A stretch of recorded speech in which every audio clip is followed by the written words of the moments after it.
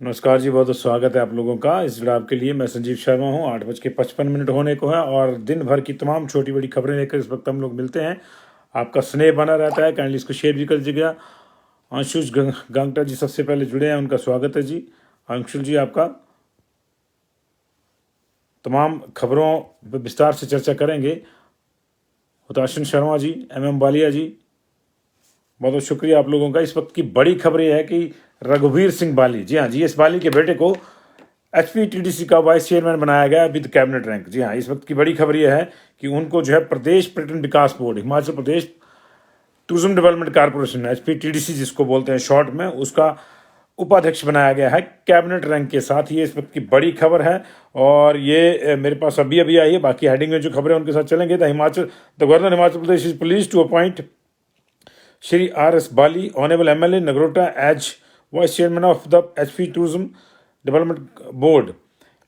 अब बोर्ड है, ये कारपोरेशन है, in the rank of cabinet minister to the government of Himachal Pradesh. तो लगातार कैबिनेट रैंक जो है वो मिल रहे हैं और ये शायद इसलिए भी मिल रहा है क्योंकि अब कैबिनेट में एक और कांगड़ा के MLA का रास्ता या कम से कम 2 का रास्ता जो है, इन्होंने एक का तो रास्ता साफ किया होगा क्योंकि इनका जो टाइप था, इनका जो स्ट्रगल था वो चल रहा था कि इनमें से और सुधीर में से किसको लिया जाए।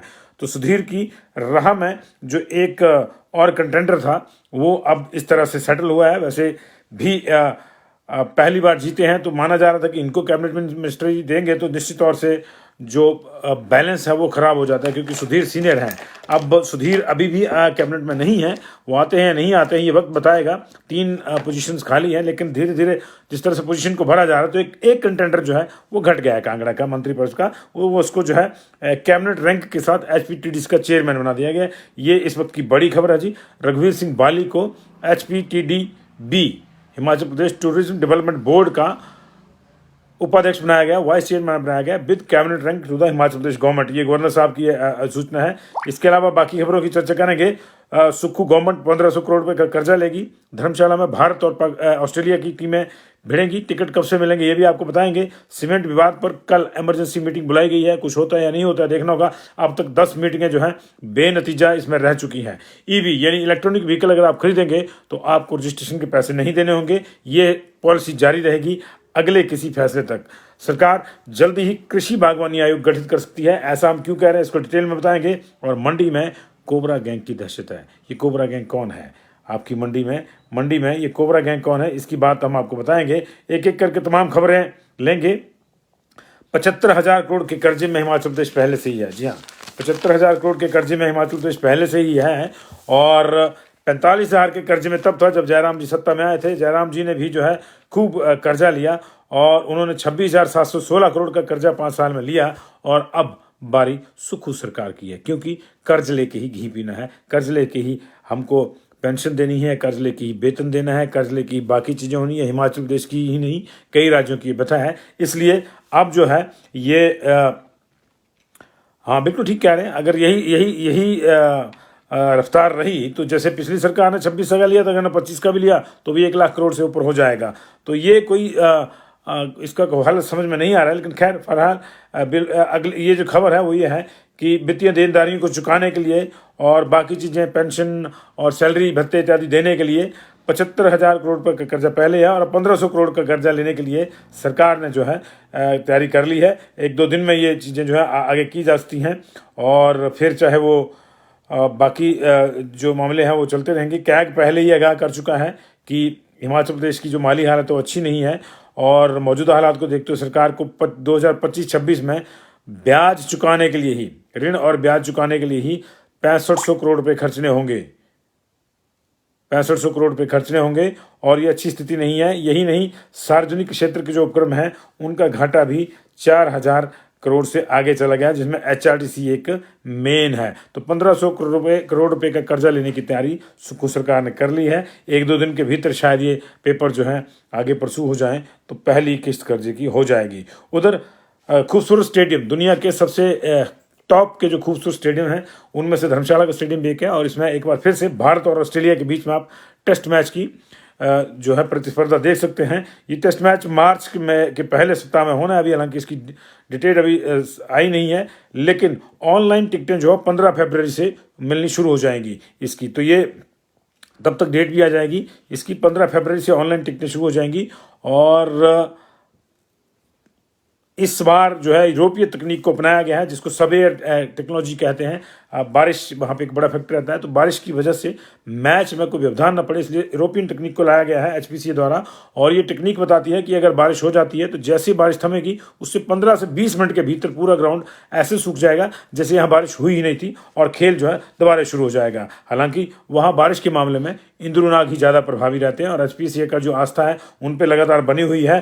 पिछली बार भी आपने देखा होगा कि मैच जो था लग रहा था, नहीं लग रहा था कि होगा, और 3 बजे 4 बजे के आसपास लग नहीं रहा था कि मैच होगा, और 7 बजे जो डे नाइट मैच था वो शुरू हो गया था। 5 बजे तक तो ऐसा लग रहा था कि अब कवर्स ही नहीं जाएंगे। इससे पिछला मैच जो वहाँ पे हुआ था इंटरनेशनल मैच, और शायद ये श्रीलंका के साथ था। तो ये पर्यटकों की एंट्री जो है अब इस मंदिर में, इस क्रिकेट के स्टेडियम में, माफ़ कीजिएगा इन मंदिर का जिक्र वो इसलिए आ गया क्योंकि वो इंद्रनाग के मंदिर में भी पूजा अर्चना होनी है इससे पहले, मैच से पहले। लेकिन पर्यटकों की एंट्री भी जो है वो भी 15 तारीख से बंद कर दी जाएगी। तो एक बड़ा जो है मैच आने वाला है, 5 दिन का ये मैच, क्रिकेट मैच आने वाला है। आईपीएल के लिए, वुमेन आईपीएल के लिए पहले से इसको सिलेक्ट कर लिया गया।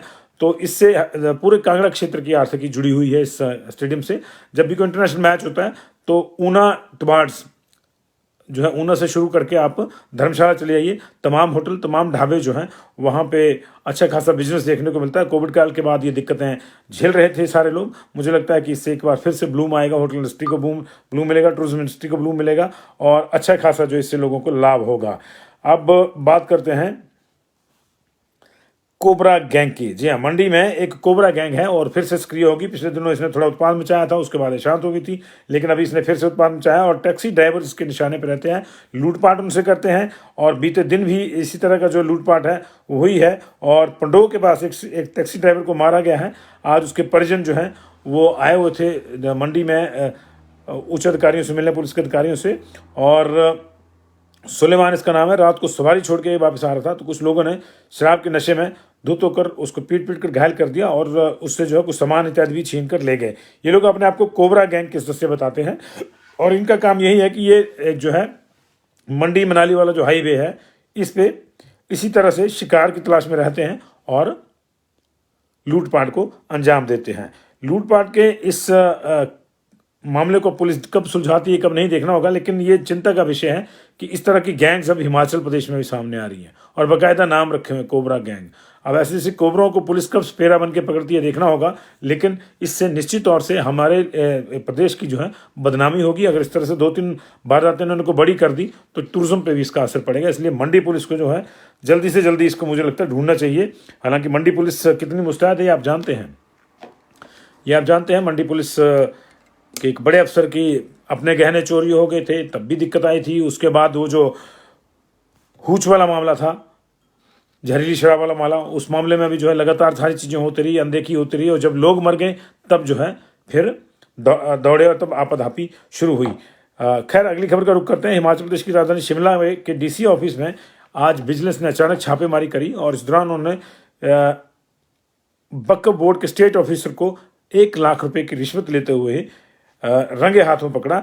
ये पीड़ित लोगों ने इसकी शिकायत करी थी, और ये मामला इस तरह से था कि वक्फ बोर्ड की जो प्रॉपर्टीज हैं और लोगों के पास लीज पे हैं, किराए पे हैं, ये उसको रिन्यू करने के लिए 1 लाख रुपए की रिश्वत मांग रहा था। अन्यथा कह रहा था कि आप की लीज रिन्यू नहीं होगी, आपको ये प्रॉपर्टी छोड़नी पड़ेगी। और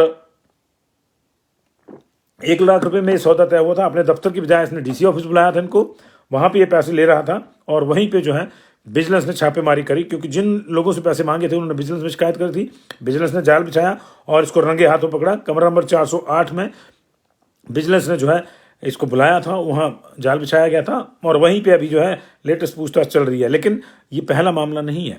एसपी अंजू मारा, विजिलेंस की जो एसपी है अंजू मारा, उन्होंने बताया कि शिकायतकर्ता के कहने पर आरोपी सादिक मोहम्मद, जिनका नाम बताया गया है, स्टेट ऑफिसर हैं ये, उनको जो है जाल बिछाकर पकड़ा गया, और 1 लाख रुपए रिश्वत लेने के मामले में जो है उसको दबोचा गया है। ये रिश्वत लेने के लिए इसको बुलाया गया था डीसी ऑफिस कि आप वहाँ आ जाइए। तो स्टेट ऑफिसर है वक्फ बोर्ड का। लेकिन वक्फ बोर्ड को लेकर पहले भी बहुत सी शिकायतें रही हैं, और बहुत ज़्यादा अनियमितताएं वहाँ पे हैं। क्यों ये चीज़ें दब जाती हैं, क्यों नहीं, ये एक बड़ा इशू है। बड़ा इशू जो है वो दाड़ला और एसीसी बरमाना का जो सीमेंट कारखानों वाला है वो भी एक बड़ा इशू है और उसको भी देखना होगा। और पिछले 10 मीटिंगें हो चुकी हैं लेकिन ये सॉर्ट आउट नहीं हो रहा है। ऐसे में अब सरकार इस मामले में थोड़ी सी संजीदा हुई है और कल उद्योग मंत्री हर्षवर्धन चौहान ने एक मीटिंग बुलाई है दोनों पक्षों की और इसको इमरजेंसी मीटिंग का जो है उसको नाम दिया गया है। और इसमें दोनों कंपनियों के जो प्रतिनिधि हैं वो भी बुलाए गए हैं। सीमेंट कंपनी के मतलब दोनों कारखानों का प्रतिनिधि तो एक ही कंपनी है, अडानी के पास है, तो उनको बुलाया गया है, प्रबंधन बुलाया गया है, प्रबंधन के लोग, और ट्रक का यूनियंस के लोगों को बुलाया गया है ताकि गतिरोध जो है तोड़ा जा सके। लंबा नुकसान इससे हो रहा है। पिछले जो है 34-35 दिन से ये जो है मामला फंसा हुआ है और 35,000 के आसपास लोग प्रत्यक्ष रूप से इसमें इन्वॉल्व हैं, जिनका रोजगार इन्वॉल्व है, और इससे डबल जो है उनका अप्रत्यक्ष रूप से जो है यहाँ से इन कंपनियों से वो रोजगार कमाते हैं, इन सीमेंट कारखानों से। असली मसला ये है कि कंपनी कह रही है कि उसको घाटा पड़ रहा है और जो ट्रांसपोर्टेशन कॉस्ट है बहुत ज़्यादा है। ट्रक वो चाहती है कि 6 रुपये प्रति बोरी जो है वो 6 रुपये के हिसाब से जो है वो किराया दे, जबकि जो ट्रक ऑपरेटरों का कि 12 रुपये बनना चाहिए, क्योंकि 6 रुपये जो 2005 का है उसके बाद लगातार डीजल के दाम बढ़े हैं। अभी तो फिर से 3 रुपये और बैट लग गया है। लेकिन असली कहानी ये है कि इसमें सरकार भी अपने आप को लाचार पा रही है कि वो क्या करे क्या नहीं। अडानी के सामने सरकार भी लाचार है। सरकार को कोई बड़ा फैसला इसमें लेना होगा और एक कोई बोल्ड स्टेप अगर सरकार लेती है तो ये चीज़ें जो है संभल जाएंगी, अन्यथा आने वाले समय में इस तरह से कुछ और उद्योगपति भी जो है अपनी मनमानी यहाँ पे कर सकते हैं। 1 लाख के आसपास लोगों का जो है सीधा और अप्रत्यक्ष रोजगार जो है इसमें जुड़ा हुआ है। ये इसलिए इम्पोर्टेंट चीज़ है, इसको जो है प्रायोरिटी पे सुलझाना चाहिए। और हिमाचल प्रदेश में गाड़ी खरीदने अगर आप जा रहे हैं तो आप इलेक्ट्रॉनिक व्हीकल को प्रेफर करिएगा। हम ऐसा इसलिए कह रहे हैं क्योंकि इसमें सरकार ने अभी भी रजिस्ट्रेशन शुल्क नहीं लेने का फैसला किया है। हालांकि और इसके अलावा जो आपको दिक्कतें आ रही होंगी वो ये आ रही होंगी चार्जिंग स्टेशन की, तो उसको लेकर भी जो है एक पॉलिसी के तहत काम हो रहा है। निकट भविष्य में जो है हिमाचल प्रदेश में इलेक्ट्रॉनिक गाड़ियों को बढ़ावा देने के लिए परिवहन विभाग ने प्रदेश में चार्जिंग स्टेशन का नेटवर्क तैयार करने के लिए रोड मैप बनाया है, जिसमें 600 जगहों पर जो है चार्जिंग स्टेशन होंगे। 12 जिलों में 600 जगहों पे। तो आपको जो है एक ज़िले में अगर 50 मिलते हैं तो मुझे लगता है कि इससे प्रॉब्लम सॉल्व हो जाएगी। और 1700 इलेक्ट्रिक गाड़ियों का अभी भी पंजीकरण हो चुका है। अभी कितने और लोग लेते हैं कितने नहीं देखना होगा, धीरे धीरे मामला बढ़ रहा है। लेकिन असली मामला है कि एक तो गाड़ियाँ महंगी है और दूसरा इस पर जो छूट है वो कुछ ज़्यादा नहीं है। ऐसे में अगर रजिस्ट्रेशन की जो छूट है उसमें थोड़ी सी छूट और मिल जाए तो ये मामला बढ़ जाएगा। उधर डिप्टी सीएम मुकेश अग्निहोत्री ने भी कहा है कि वो इलेक्ट्रिक बसों की खरीद करेंगे, क्योंकि इलेक्ट्रिक बसें जो है वो डीजल वाली बसों से कहीं सस्ती पड़ती हैं। डीजल वाली एक बस जो है 1700 रुपये कमाती है दिन में और इलेक्ट्रिक बस जो है उससे डबल कमाती है। और उस कमाई का मतलब ये नहीं है कि उसमें ज़्यादा सवारियाँ बैठती हैं, उस कमाई का मतलब है कि उसका खर्चा जो है वो कम है। डीजल का खर्चा जो है वो आप समझ सकते हैं कि 2 या 3 जो है किलोमीटर पर लीटर पड़ता है। तो उस चक्कर में जो है ये प्रॉब्लम हो जाती है।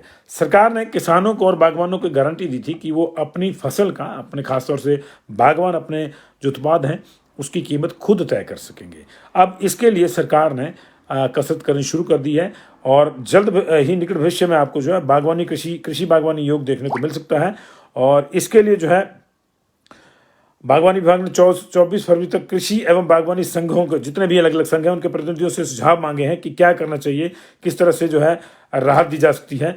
और ये जो राहत है ये जो मिलेगी ये तो बात की बात है, लेकिन इसको लेकर जो है क्या होना चाहिए क्या नहीं होना चाहिए, क्या जो है मिनिमम समर्थन मूल्य होने चाहिए या मिनिमम बाजार मूल्य अभी सेबों का जो है इसमें तय किया जा सकता है कि सेब के दाम जो है इस क्वालिटी के दाम जो है वो इससे कम पे नहीं जाएंगे, ज़्यादा पे चले जाएंगे, कम पे नहीं जाएंगे। इस तरह की कवायद रहेगी। ये लंबा मामला है लेकिन इसको सुलझा दिया जाएगा तो मुझे लगता है कि ये सबसे बड़ा एक बागवानों और किसानों के हित में एक बड़ा फैसला होगा कि उनकी फसल के न्यूनतम दाम हो जाएंगे। अभी तक क्या होता है कि मिनिमम सपोर्ट प्राइस दिया जाता है। सपोर्ट प्राइस एक अलग इशू है, लेकिन अभी समय आ गया है कि मिनिमम प्राइस तय हो जाए। आपने देखा होगा कई जगह पे भी अभी कभी प्याज जो है 50 रुपये 60 रुपये चला जाता है और दूसरी ओर खबरें आती है कि एक दौर ऐसा भी आता है कि प्याज जो है 50 पैसे और 1 रुपये के हिसाब से थोक के भाव मंडियों में खरीदा जाता है। सब्जियों में भी यही होता है, जब सब्जियों का आपको जो है पीक सीजन आता है तो सस्ती हो जाती हैं। इसी तरह जो है बड़े लोग, बड़ी कंपनियां जिनके पास कोल्ड स्टोरेज की चेन है, वो पीक सीजन में सेब के रेट गिरा देती हैं आपस में मिलकर, और बागवानों को नुकसान होता है। तो ऐसे में अगर सरकार, हमने बार बार यही कहा है कि न्यूनतम मूल्य होना चाहिए, न्यूनतम समर्थन मूल्य की जरूरत नहीं है किसान को, न्यूनतम मूल्य तय होना चाहिए कि ठीक है इस ग्रेड का सेब है, इसका मिनिमम कीमत ये होगी, इससे कम कीमत पे ये नहीं बिकेगा, जिस भी कंपनी को खरीदना है उसको मिनिमम ये देना होगा, उससे ऊपर की जो बात है वो फिर बोली लगती है, उसके हिसाब से जाए, उससे फिर कम से कम उत्पादन लागत के बाद एक सर्टन पैकेट ऑफ प्रॉफिट जो है वो तय हो पाएगा बागबानों का। तो ये उस हिसाब से एक अच्छा फैसला है, लेकिन अभी इसको देर लगेगी, लेकिन इससे ये संकेत मिलता है कि कृषि बागवानी आयोग जो है वो ऑन द कार्ड्स है, वो जल्दी बन सकता है। आज प्रदेश की कर्णामूलक आश्रित भी मुख्यमंत्री सुखविंदर सिंह सुक्खू से मिले जब वो शिमला लौटे अपने 3 दिन के कांगड़ा प्रवास से, और उन्होंने अपनी मांगे उनके समक्ष रखी। 432 दिन का एक लंबा संघर्ष उन्होंने जयराम सरकार में भी किया था, कुछ मांगे मानी भी गई थी, लेकिन कुछ इनको जो था वो स्वीकार नहीं थी। तो उन्होंने कहा कि अगली ही कैबिनेट में सरकार पॉलिसी में संशोधन लाए आश्रितों के लिए, करुणामूलक संघ के उसमें पक्ष में, और जो 5 लाख की आय सीमा निर्धारित की गई है उसको जो है हटाया जाए। दूसरा जो है वित्त विभाग के द्वारा कुछ केस जो रिजेक्ट किए गए हैं उनको नई नोटिफिकेशन करके रिकंसिडर करने की बात ये कर रहे हैं। क्लास सी और क्लास डी में 5% कोटे की शर्त को हमेशा के लिए हटाने की बात हो रही है, ताकि सभी करुणामूलक आश्रितों को एक साथ नियुक्तियां मिले। पिछली सरकार ने ये 5% कर दिया था, लेकिन इनका कहना है कि बैकलॉग जो है वो क्लियर नहीं हो रहा है, इसलिए इसको हटा दिया जाए, और जितनी पोस्टें खाली पड़ी हैं इनके उसको एक मुश्त भर दिया जाए। योग्यता के आधार पर क्लास सी और डी में सभी श्रेणियों, टेक्निकल और नॉन टेक्निकल के सभी पदों पर नौकरियां दी जाए, ताकि किसी एक पद पर जो है इस वर्ग का जो है समावेश ना हो या बोझ ना पड़े। तो ये जो है उन्होंने कहा है कि 1 टाइम सेटलमेंट अगर कर दें तो ज़्यादा बेहतर रहेगा। मुख्यमंत्री ने इनको आश्वासन दिलाया है कि वो उनकी मांगों को यथासंभव सुलझाने की कोशिश करेंगे। यही होता है। तो अभी देखिए कैबिनेट में क्या होता है। पिछले मामले कई फंसे हुए हैं, और आज मुख्यमंत्री कांगड़ा से लौटते हुए IPS अधिकारी साजू राम राणा, जिनकी डेथ हो गई थी धर्मशाला में जो आभार रैली थी उसके दौरान, उनको हार्ट अटैक हुआ था, उनके घर गए हैं, उनके परिजनों से मिले हैं, और वापसी पे उन्होंने वहीं पे धर्मपुर में किसान भवन धुआली में जो है जन समस्या सुनी है, और उसके पश्चात तो वहाँ पे अधिकारियों को आदेश दिए हैं कि सुखाश्रय कोष के तहत मैक्सिमम लोगों तक पहुँचा जाए, और जो निराश्रित हैं और प्रत्यक्त हैं महिलाएं, या विधवा, नारी सेवा सदनों, या अनाथ आश्रम में बच्चे रह रहे हैं, उनका खास ख्याल से रखा जाए। और यानी कि जो कमज़ोर है, जो ठुकराया हुआ है, जिसके कोई अपने नहीं है, जिसको ख्याल रखने वाला नहीं है, उनका ख्याल रखने के में जो है कोताही ना बरती जाए। तो ये जो है उन्होंने आज आदेश दिए हैं वहाँ से लौटते वक्त। और एक और खबर मेरे पास शायद कुछ आ रही थी, उसको मैं देखना चाहता हूँ कि कोई और नोटिफिकेशन आ गई है जी। नहीं, एक तो नगरोटा बगवा वाली है, और एक कैबिनेट रैंक के साथ नगरोटा बगवा के MLA साहिबान।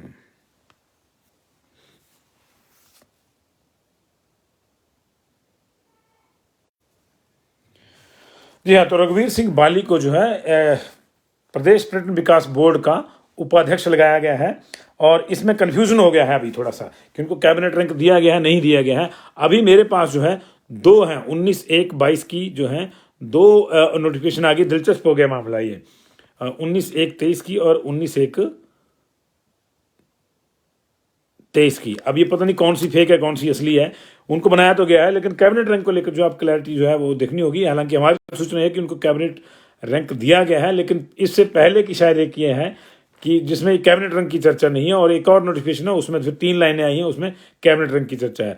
तो ये देखना होगा। लेकिन रघुवीर सिंह बाली को जो है HPTDB Himachal Pradesh tourism development board की कमान दी गई है। कैबिनेट रैंक है या नहीं है इसको देख लेंगे फिर, क्योंकि 2 कंट्राडिक्शन आ रही हैं। हालांकि हमारे संवाददाता का कहना है कि इसमें कैबिनेट रैंक है, तो मान के चले कि उनको कैबिनेट रैंक दिया गया है। और कैबिनेट रैंक जो है इससे पहले मीडिया एडवाइजर को दिया गया है, गोकुल बुटेल जो IT एडवाइजर उनको दिया गया है, जो पॉलिटिकल एडवाइजर उनको दिया गया है, इनको भी दिया गया है। तो 4 कैबिनेट रैंक तो यही हो गए हैं।